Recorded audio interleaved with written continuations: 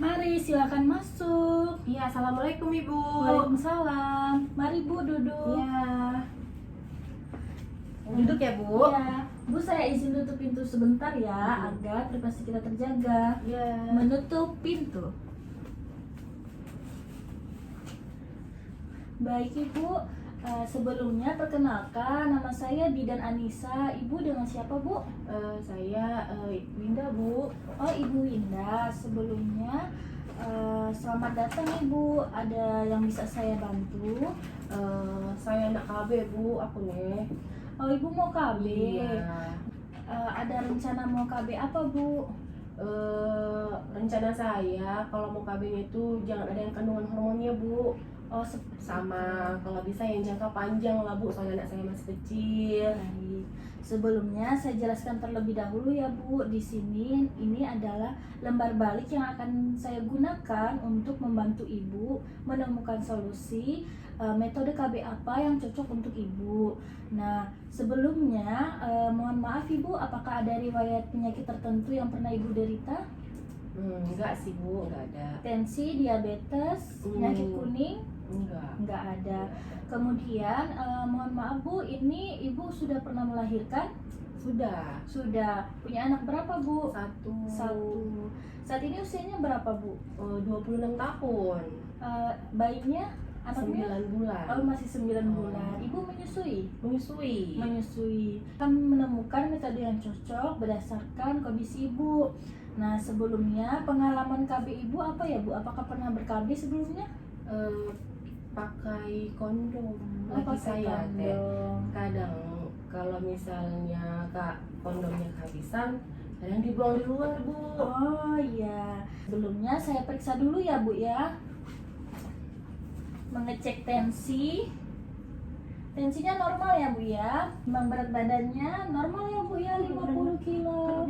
Nah, jadi Ibu berdasarkan hasil pemeriksaan tensinya normal 120/80, berat badannya juga bagus ya Bu ya, 50 kilo.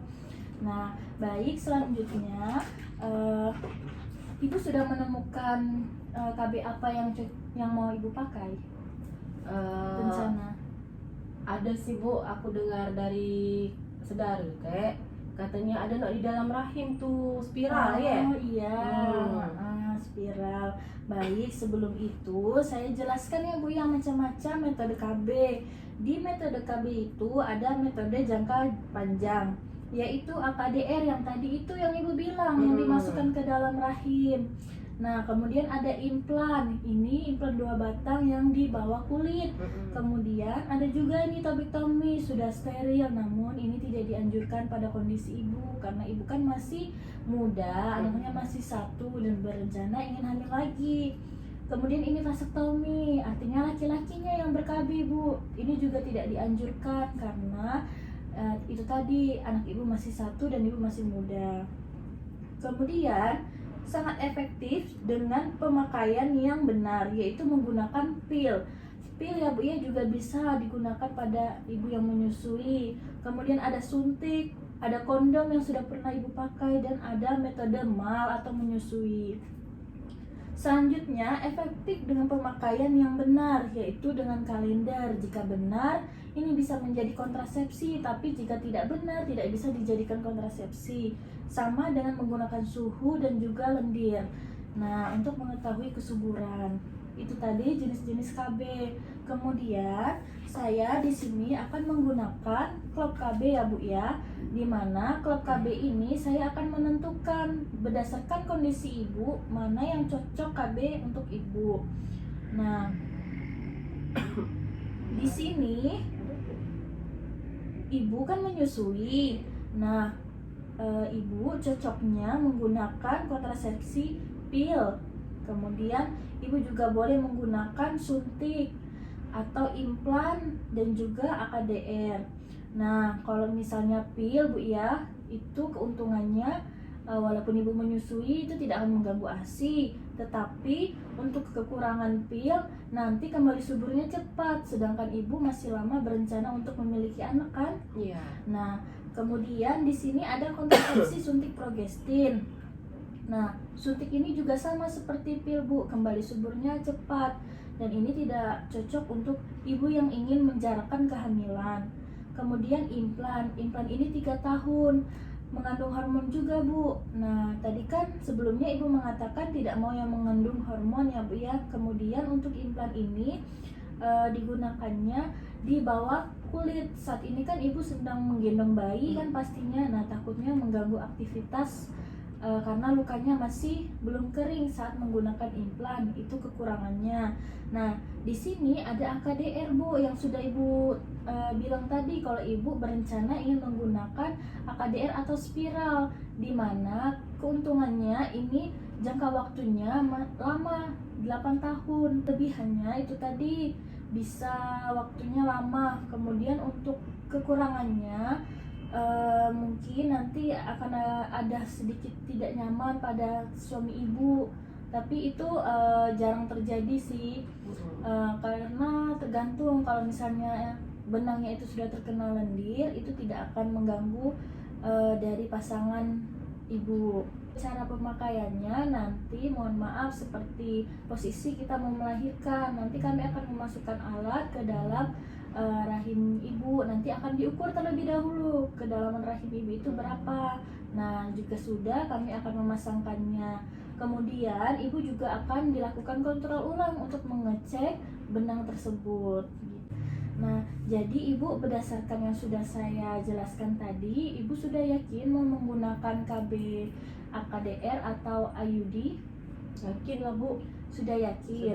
Suami sudah setuju? Ya kalau dia sih nggak terlalu bermasalah, tetap saya yang menentukan. Baik, jika ibu sudah setuju, sebelum saya masang IUD, saya jelaskan dulu ya Bu ya untuk metode IUD ini lebih dalamnya lagi. Tadi kan hanya sepintas ya Bu ya. Nah, jadi IUD itu yang tidak boleh memakai IUD itu kemungkinan hamil. Nah, itu tidak boleh Bu ya.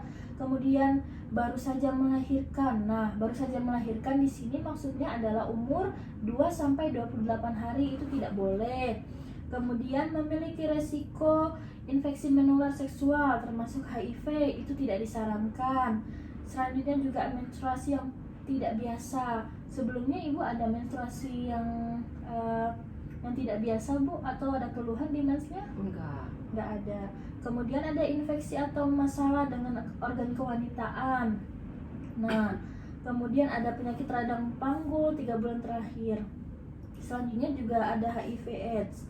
Nah, sudah. Kemungkinan efek samping dari penggunaannya yaitu sebagian besar efek sampingnya tidak berbahaya Bu ya. Nah, seperti tubuh itu perlu menyesuaikan. Jadi mungkin nanti waktu pemasangan ibu mungkin akan ada ngerasa sesuatu yang tidak nyaman ya Bu ya.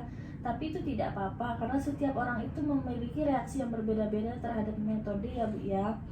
Kemudian setelah pemasangan biasanya akan terjadinya kram.